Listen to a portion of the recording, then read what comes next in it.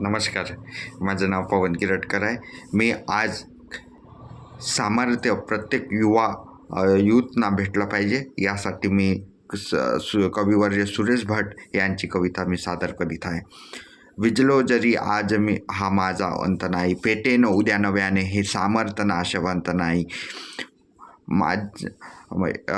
छाटले जरी पंख माझे पुन्हा उडेन मी, अडवू शकेल अशी भिंत अजूनही नाही.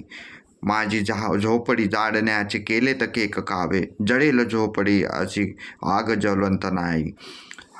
रोखण्यास वाट माझी वादळे होती आतुर, डोळ्यात जरी गेली धूळ थांबण्यास उसंत नाही.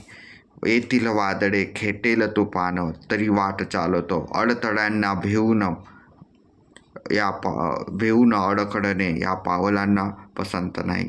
असे म्हणणारे कविवर्य सुरेश भट यांनी आपल्या मनाला एक सामर्थ्य बनवण्यासाठी सांगितलेलं आहे.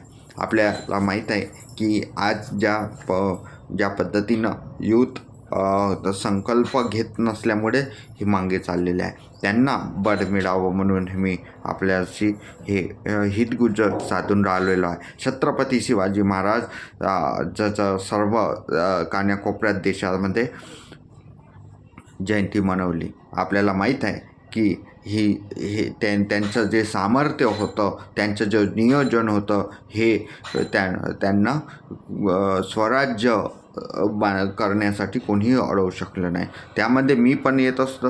मी पण आज त्यांच्याकडून शिकण्याची गरज आहे.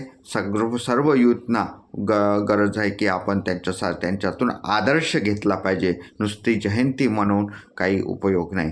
त्यासाठी आपलं मनाचं सामर्थ्य वाढवूया आणि संकल्प करूया. या सुख, समृद्धी, पैसा आणि दुसऱ्याप्रती सेवाभाव ह्या 4 कन्सेप्ट आपण घेऊन समोर जाऊया. वंदे मातरम.